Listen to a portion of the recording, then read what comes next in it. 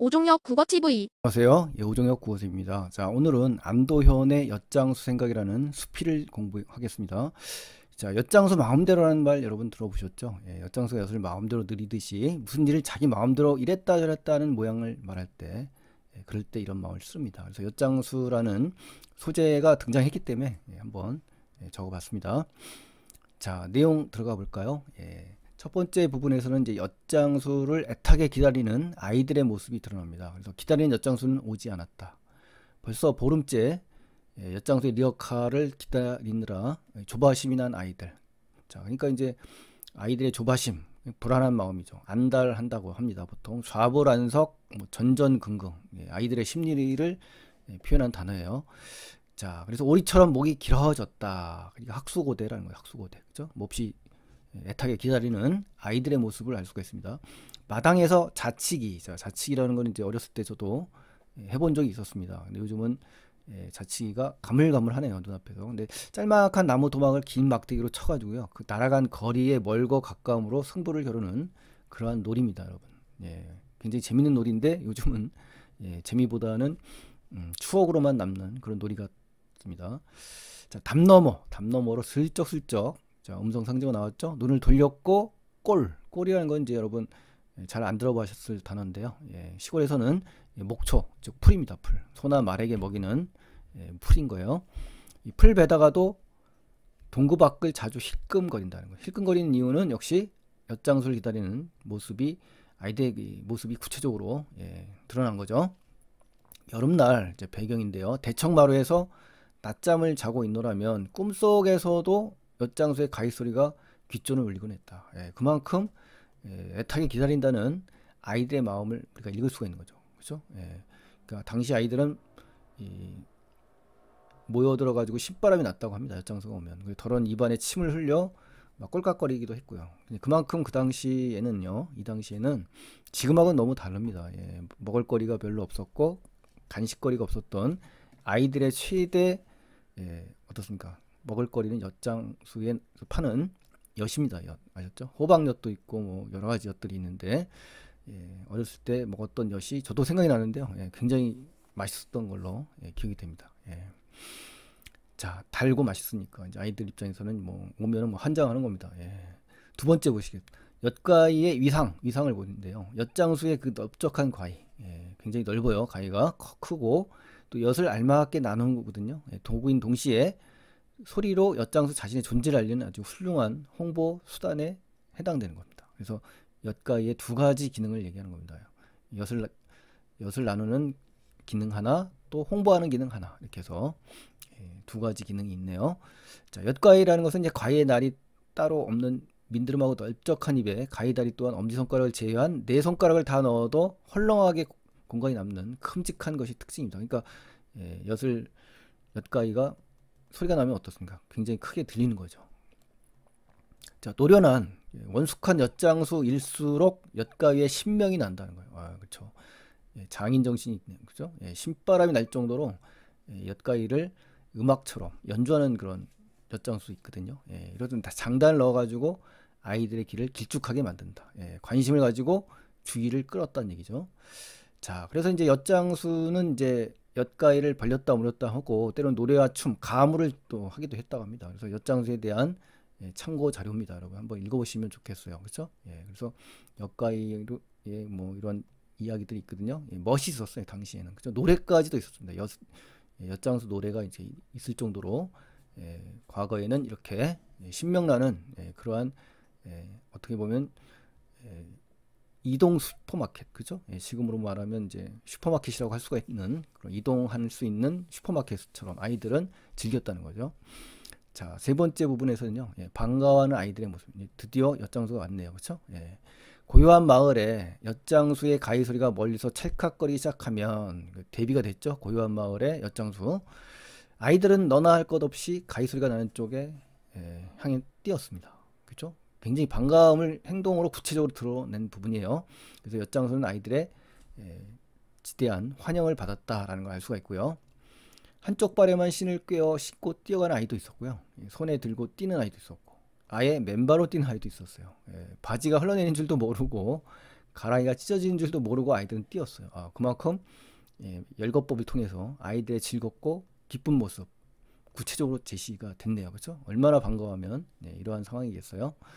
자, 네 번째에서는 이제 엿을 바꿔 먹으려는 아이들의 몸부림이 나옵니다. 자, 당시 엿장수는요, 이동식 구멍가게 슈퍼마켓이라고 했잖아요. 여기서 이제 확인을 할 수가 있는 거예요. 엿으로 바꿔 먹을 만한 물건이 없나 하고 아이들은 이미 마으로 미치며 헛간을 막 수도 없이 뒤진 터였다고 합니다. 그렇죠. 과거에 저도 엿을 바꿔 먹으려고 새 거를 바꾸진 않았습니다만 생각은 한 것 같아요. 충분히 이런 마음 충분히 이해합니다. 아이들은 고철이나 함석 조각, 그죠? 폐품이죠, 폐품. 이걸 챙겨 들고 달렸다. 칠성 사이다를 마시고 남은 빈병을 지고 달렸다. 그렇죠. 당시에 사이다 하면 이제 칠성 사이다니까. 뒤축이 달아 구멍이 난 흰 고무신을 품고 달렸다. 그죠? 1원짜리 동전 하나를 달랑 손에 움켜쥐고 달렸다. 역동적이죠, 굉장히. 그러니까 이제 마을은 굉장히 원래 정적이고 고요한 마을입니다. 아주 그렇죠? 그런 걸 봐서 굉장히 정적인 이미지의 환경을 갖고 있는 그러한 곳인데 엿장수는 이곳에 어떻습니까? 철렁하면서 나타난 그러한 이 정적을 깨는 사람이죠. 그만큼 아이들을 어떻습니까? 율동적이고 동적이고 역동적인, 그렇죠? 정적과 역동적인 그 이미지가 대비되면서 아이들의 어떤 그 반가움, 그렇죠? 기쁨 이런 거, 그다음에 환대받은 엿장수의 그 처지, 이걸 알 수가 있는 겁니다. 그렇죠? 또 어른들의 서리빨 같은 굉장히 그 무섭고 매서운 그 부모님들 있잖아요. 그 비유를 한 겁니다. 그래서 추상 같다고 하거든요. 가을 서리빨 같은 꾸중을 각오하고 멀쩡한 양은 냄비, 그렇죠? 숟가락 이런 거 이걸 들고 달리는 용감한 아이도 있었다. 그렇죠. 그러니까 이제 가치를 판단하는 게 아니라 먹을 거 엿을 먹는다는 생각에 앞서서, 그렇죠? 이런 생각을 못 하고 있는 겁니다. 자, 그래서 엿장수는 보통 두세 달 만에 한 번 정도 동네에 들렀다고 합니다. 그래서 주로 마을 정자나무 밑에서 엿판을 내려놓고 막 가위를 울리면 온 동네 아이들이 막 뛰어 달려 나왔다고 해요.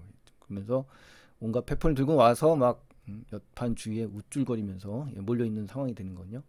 그래서 이제 이러한 장면을 볼 때 과거에 농촌에 있었던, 그죠? 조용한 마을에 있었던 그 엿장수의 위상을 알 수가 있는 겁니다. 자, 다섯 번째 부분에서는 엿장수가 이제 사라졌어요. 이제 상실감이 이제 되네요, 그죠?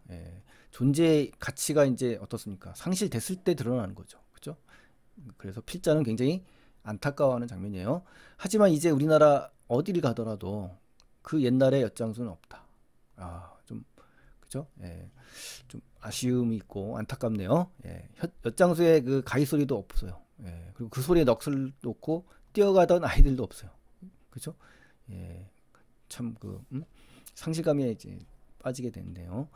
이어폰만 귀에 꽂으면 엿장수의 단조로운 가위 소리보다, 그죠? 훨씬 더 빠르고 변화가 심한 매력적인 음악을 들을 수가 있죠. 그렇죠? 여러분, 이어폰, 아이패드도 그다음에 에어팟인가요? 이런 것들도 발달이 돼 있어가지고요. 굉장히 발전적인 그러한 그 음악 소리를 들을 수가 있는 상황이거든요. 자, 근데 엿가락보다 더 달콤한 군것질거리도 지천에 널려 있다 이거예요. 그러니까 과장법을 썼죠. 너무 많아서 귀하지 않을 정도로 됐다. 아주 흔하다 이거예요. 여기저기 도초에 많이 널려 있다, 뭐 이런 뜻이거든요. 그러니까 이제 여기서 관련된 한자성을 보면 상전벽해라는 단어가 있습니다. 그 세상사가 완전히 변천이 심하다. 10년이면 뭐 강산도 변한다는 뜻이거든요. 격세지감도 될 수가 있고요. 이런 한자성어도 연결해서 확인을 해주시면 좋겠고요. 상전벽해는 특히 저희 학교 가르치는 학생들 상전벽해가 시험에 나왔습니다. 그래서 1학년, 2학년 동시에 똑같이 나왔어요. 똑같은 학교에서. 그만큼 중요한 단어인 것 같습니다. 자, 엿장수의 가치와 위상에 대해서 공부를 하는데요. 누군가 우스개처럼 농담처럼 말했던 생각이 난다. 엿장수는 외국 자본에 기대지 않았어요. 순수하게 민족 자본으로 성장했던 마지막 기업이었다. 자, 이건 뭡니까? 인용법을 쓰면서 엿장수 가이소리도 사라진 풍물의 하나이다. 그리고 마지막 기업이라는 그러한 위상까지도 지금 전달을 했네요. 그렇지 않더라도 엿장수, 넉마주의, 빈병이나 폐품을 모으는 그런 사람이거든요. 자, 고물상이라는 이름들 앞에 우리는 더 겸손해야 되지 않을까라는 필자의 주관적인 생각을 지금 제시한 겁니다. 그렇죠? 겸허해야 된다는 얘기죠. 자, 그들은 이 땅에 우리나라의 쓰레기 분리수거를 제일 먼저 실천했던 선각자들이다. 이렇게 또 생각이 되네요. 그렇죠? 가장 오늘날 자원 재활용을 할 수 있는 가장 선구자적인 역할을 했다는 거죠. 그렇죠? 폐품 수거를 해서 재활용에 사용하도록 도움을 준 거니까요. 그들이 아니었다면 삼천리 금수 강산, 그죠? 매우 아름다운 산천을 얘기하는 겁니다. 우리나라 삼천리 유리 파편 강산. 정반대 말이네요. 유리 파편 강산이 되었을지도 모르는 일이다. 그러니까 부정적 현실을 추측입니다. 추측하며 엿장수 넉마주의 고물상은 고마운 존재임을 드러내는 겁니다. 아셨죠?